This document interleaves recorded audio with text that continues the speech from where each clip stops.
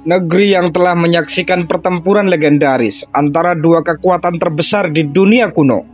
Negeri yang melahirkan seorang jenderal brilian yang membuat Romawi ketakutan.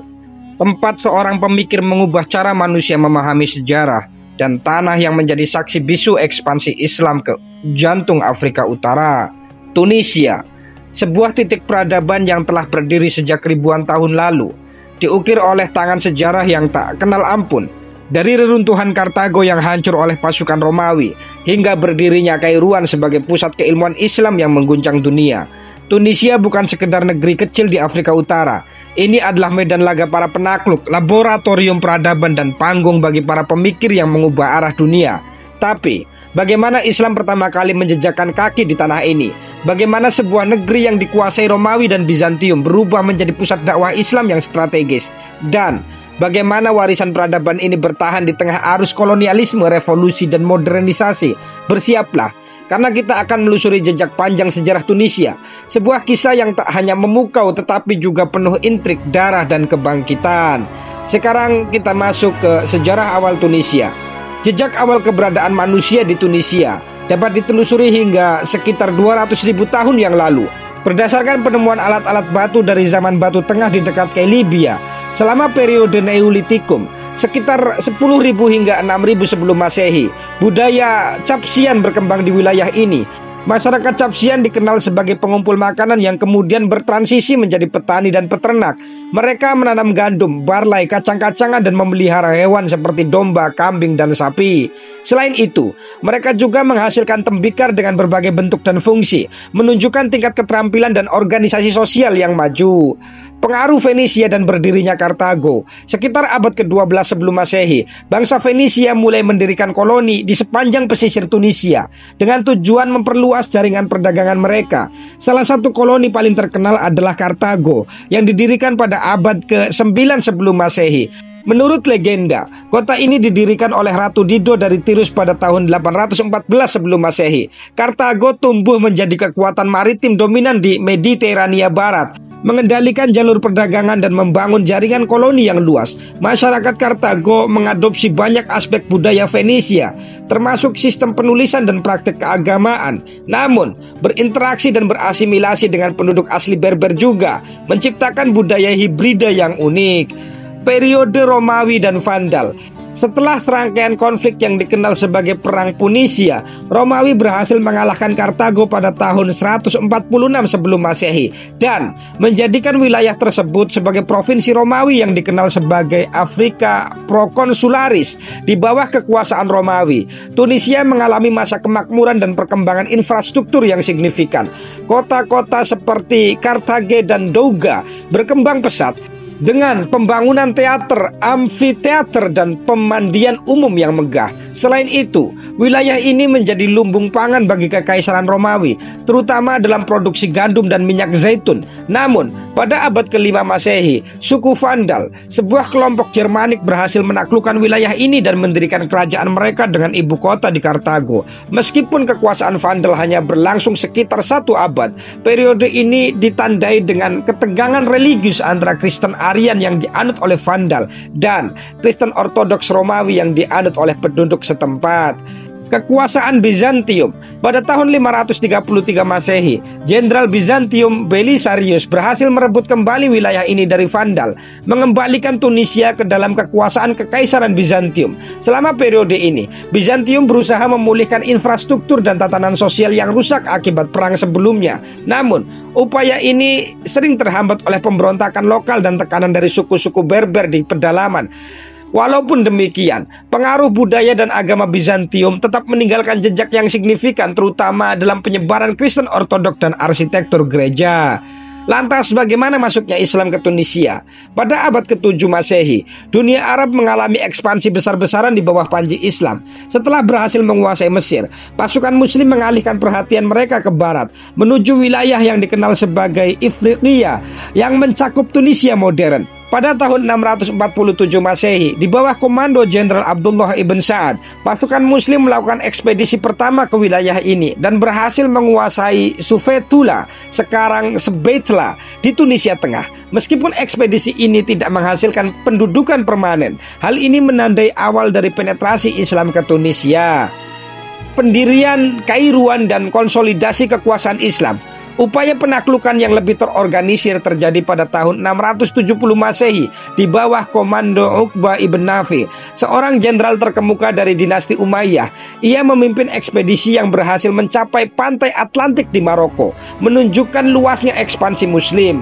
Dalam perjalanannya, Uqbah ibn Nafi mendirikan kota Kairuan, sekitar 160 km di selatan Tunisia. Kota ini didirikan sebagai basis militer dan pusat penyebaran Islam di wilayah Maghrib. Masjid Agung Kairuan yang dibangun oleh Uqbah menjadi salah satu masjid tertua dan paling berpengaruh di dunia Islam, serta pusat pembelajaran dan budaya Islam di Afrika Utara.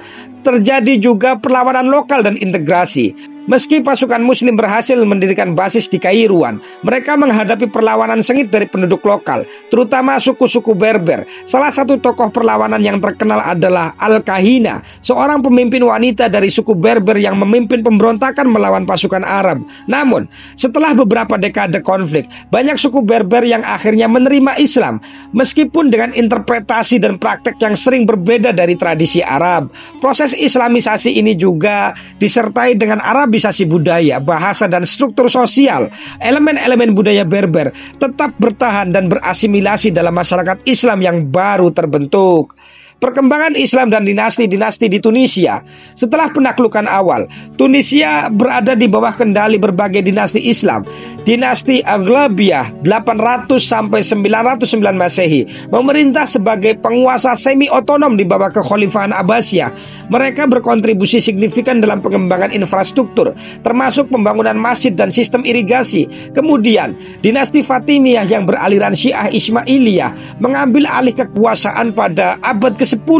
Mereka mendirikan kota Mahdiyah sebagai ibu kota baru. Namun, pada abad ke-12, dinasti Almohad yang beraliran Sunni berhasil menguasai wilayah ini, diikuti oleh dinasti Hafsiyah yang memerintah hingga kedatangan Ottoman pada abad ke-16. Pengaruh Ottoman dan era kolonial. Pada pertengahan abad ke-16, Tunisia menjadi bagian dari Kekaisaran Ottoman. Penguasa lokal yang dikenal sebagai Bey memiliki otonomi yang cukup besar dalam mengelola urusan domestik. Pengaruh Ottoman membawa serta elemen budaya dan arsitektur Turki yang masih dapat dilihat hingga hari ini. Pada abad ke-19, melemahnya kekuasaan Ottoman dan meningkatnya pengaruh Eropa di wilayah Mediterania membuka jalan bagi Prancis untuk menjadikan Tunisia sebagai protektoratnya. Pada tahun 1881, era kolonial Prancis membawa perubahan signifikan dalam struktur politik, ekonomi, dan sosial Tunisia. Setelah periode perjuangan nasionalis, Tunisia meraih kemerdekaannya pada 20 Maret 1956. Habib Bourguiba, tokoh sentral dalam gerakan kemerdekaan, menjadi presiden pertama. Bourguiba dikenal dengan kebijakan modernisasinya yang progresif, termasuk pemberlakuan kode status pribadi yang memberikan hak-hak lebih besar bagi perempuan dan menghapus praktek poligami. Namun, pemerintahan Bourguiba juga ditandai dengan sentralisasi kekuasaan dan pembatasan terhadap oposisi politik. Pada tahun 1987, Zine El Abidine Ben Ali mengambil alih kekuasaan melalui kudeta damai dan memerintah hingga tahun 2011. Pada akhir tahun 2010, Tunisia menjadi tempat lahirnya Arab Spring. Setelah protes massal yang dipicu oleh ketidakpuasan terhadap korupsi, pengangguran, dan kurangnya kebebasan politik, proses ini memaksa Ben Ali untuk meninggalkan jabatannya pada Januari 2011. Setelah revolusi, Tunisia memulai proses transisi menuju demokrasi. Konstitusi baru diadopsi pada Januari 2014 yang menjamin kebebasan beragama dan hak-hak sipil lainnya. Pemilihan umum yang bebas dan adil telah diadakan, menandai langkah maju dalam konsolidasi demokrasi di negara ini. Konstitusi dan kebebasan beragama.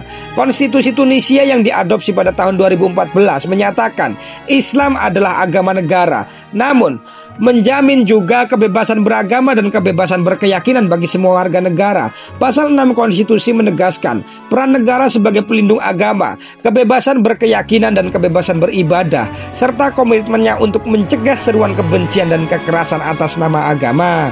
Meskipun demikian, terdapat beberapa pembatasan dalam praktek. Misalnya, pemerintah mengawasi masjid dan menunjuk imam untuk memastikan ajaran yang disampaikan sejalan dengan interpretasi resmi Islam. Selain itu, meskipun konversi agama tidak legal, tekanan sosial terhadap individu yang berpindah agama, terutama dari Islam ke agama lain, masih signifikan. Sistem revolusi 2011, Tunisia mengadopsi sistem politik yang lebih pluralistik.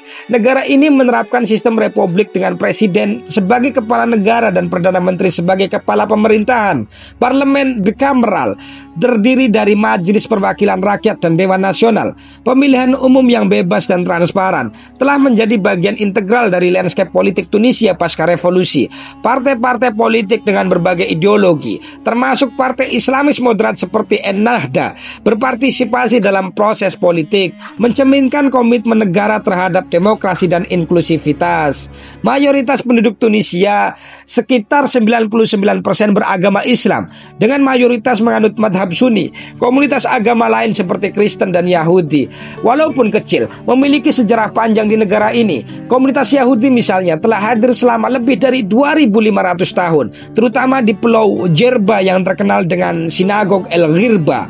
Dalam beberapa tahun terakhir, survei menunjukkan adanya peningkatan jumlah individu yang mengidentifikasi diri sebagai non-religius. Menurut survei Arab Barometer, pada tahun 2018, sekitar sepertiga dari populasi Tunisia mengidentifikasi diri sebagai non-religius.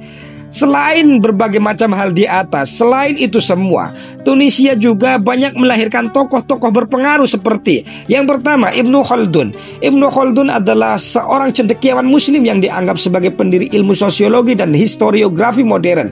Lahir di Tunis pada tahun 1332. Ia terkenal dengan karyanya Muqaddimah, sebuah studi mendalam tentang peradaban, ekonomi dan dinamika sosial yang masih relevan hingga kini. Pemikirannya tentang siklus peradaban dan teori perubahan sosial sangat berpengaruh dalam studi sejarah dan politik. Yang kedua, Tariq bin Ziyad. Tariq bin Ziyad adalah jenderal muslim keturunan Berber yang berasal dari Tunisia. Ia terkenal karena menaklukkan Spanyol Andalusia pada tahun 711 Masehi, membuka jalan bagi peradaban Islam di Eropa. Namanya diabadikan dalam Gibraltar, Jabal Tariq, yang berarti Gunung Tariq. Yang ketiga, Rabi'ah al-Adawiyah. Rabi'ah al-Adawiyah adalah seorang sufi wanita yang lahir di Basra, Irak, tetapi memiliki akar Tunisia melalui pengaruh keluarganya. Ia dikenal sebagai pelopor cinta ilahi, mahabbah, dengan ajarannya yang menekankan cinta kepada Allah tanpa pamrih. Tunisia bukan sekedar titik di peta. Ia adalah kisah tentang kejatuhan dan kebangkitan, tentang peradaban yang tak pernah benar-benar mati, dari Hannibal yang menentang Romawi hingga Ibnu Khaldun yang membangun fondasi ilmu sosial modern, dari Uqbah bin Nafi yang menanam benih Islam, hingga Bourguiba yang merancang ulang masa depan negerinya. Hari ini Tunisia berdiri di persimpangan sejarah, sebuah negeri yang terus mencari keseimbangan antara modernitas dan tradisi, antara Islam dan sekularisme, antara masa lalu yang megah dan masa depan yang belum pasti. Sejarah Tunisia bukan hanya tentang kejayaan masa lalu, tetapi juga tentang pertarungan yang terus berlanjut, pertarungan untuk mempertahankan identitas, keadilan dan cita-cita sebuah bangsa. Dan seperti sejarahnya yang selalu penuh kejutan, siapa yang tahu apa babak berikutnya dari kisah Tunisia? Masa depan akan mencatatnya, dan kita adalah saksi dari perjalanan sejarah yang tak pernah selesai. Jika ada jejak sejarah yang tertinggal atau ada kesalahan, saya mohon maaf. Silakan Anda tambahkan di kolom komentar. Terima kasih sudah menonton. Sampai jumpa di lingkar jejak selanjutnya.